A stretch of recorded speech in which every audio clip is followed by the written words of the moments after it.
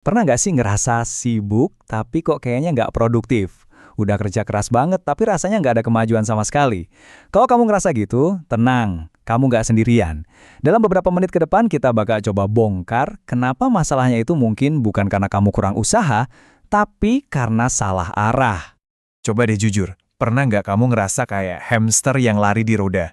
Lari terus, capek, ngabisin energi, tapi kok yang nggak nyampe-nyampe ke tujuan? Nah, perasaan yang kayak gini nih, yang umum banget terjadi, bisa bener-bener bikin kita jadi patah semangat. Rasanya kamu udah coba semua tips produktivitas yang ada, mulai dari metode Pomodoro, aturan 2 menit, bahkan mungkin sampai meditasi. Pokoknya kamu ngerasa udah ngetuk semua pintu yang ada, tapi tetap aja buntu. Playlist YouTube kamu itu isinya udah penuh sama video-video inspiratif. Setiap pagi dapat suntikan semangat baru. Tapi anehnya, energinya tuh kayak nguap gitu aja pas tengah hari. Dan yang paling bikin frustrasi itu apa? Kamu itu bukan pemalas. Kamu punya mimpi, punya tujuan. Kamu tuh tahu persis apa yang pengen kamu capai dalam hidup. Tapi, pas kamu lihat ke belakang, progresnya kok rasanya lambat banget ya. Hasilnya ya gitu-gitu aja. Dan momen itulah yang bikin kamu jadi mikir, sebenarnya apa sih yang salah? Nah, disinilah biasanya suara-suara keraguan itu mulai muncul. Pikiran-pikiran kayak mungkin emang potensiku segini aja kali ya, atau mungkin aku emang nggak ditakdirkan buat jadi orang hebat. Tapi sebentar, gimana kalau selama ini kita tuh nanyain pertanyaan yang salah? Gimana kalau masalahnya itu bukan di bakat kamu, tapi di fokus kamu? Ini dia, ini gagasan inti yang mau kita bedah bareng-bareng. Oke, ayo kita gali lebih dalam lagi. Masalahnya tuh bukan kamu kekurangan energi, bukan. Masalahnya, energi kamu itu nyebarnya kebanyakan, terlalu tipis. Coba deh lihat daftar ini. Mau bangun bisnis, mau belajar skill baru, mau investasi, pengen punya badan ideal, semuanya itu tujuan yang bagus, tujuan yang mulia. Tapi, masalahnya muncul pas kita nyoba ngerjain semuanya sekaligus. Ujung-ujungnya, nggak ada satupun yang benar-benar berhasil. Energi kita pecah kemana-mana. Nah, ini kuncinya, energi mental. Kita tuh sering banget terobsesi sama manajemen waktu, tapi kita lupa sama manajemen energi. Setiap kali kamu pindah tugas, otak kamu tuh harus bayar semacam pajak.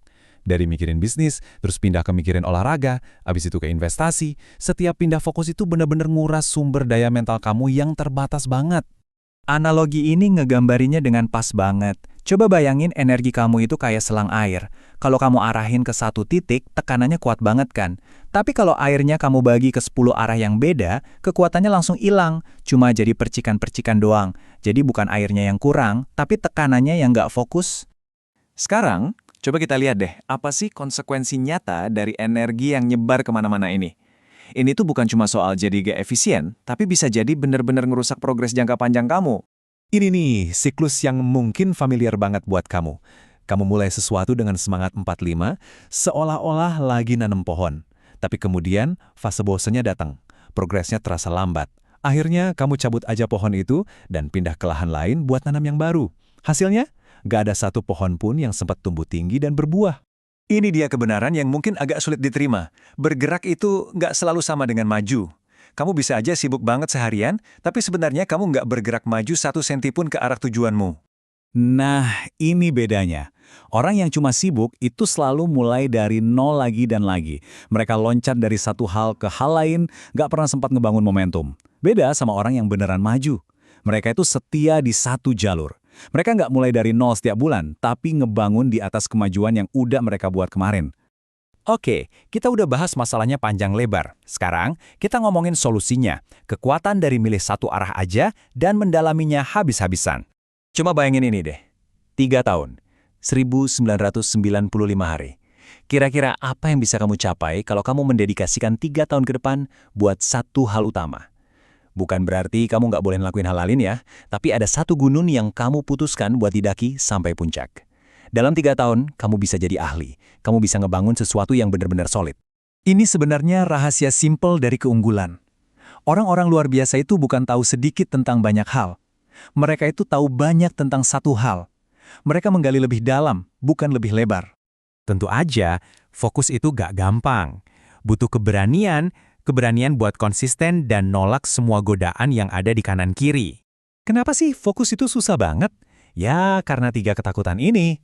Takut salah milih jalan, takut nyesel di kemudian hari, dan tentu aja si biang kerok FOMO, Fear of Missing Out, takut ketinggalan hal-hal baru yang kelihatannya lebih seru.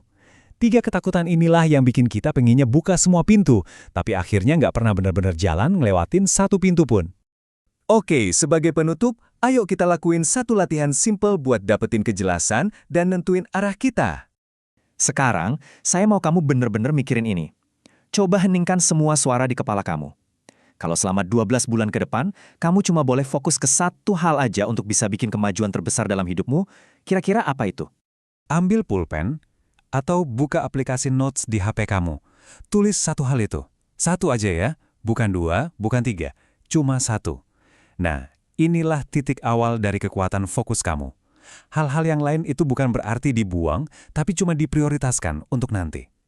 Jadi pertanyaan yang sebenarnya itu bukan lagi, aku ini berbakat atau enggak ya? Bukan itu. Pertanyaan yang benar-benar penting sekarang adalah, aku berani nggak buat fokus? Karena pada akhirnya, kehebatan itu bukan soal punya potensi paling besar, tapi soal punya keberanian buat setia jalan di satu jalur. Pertanyaannya sekarang, kamu berani nggak?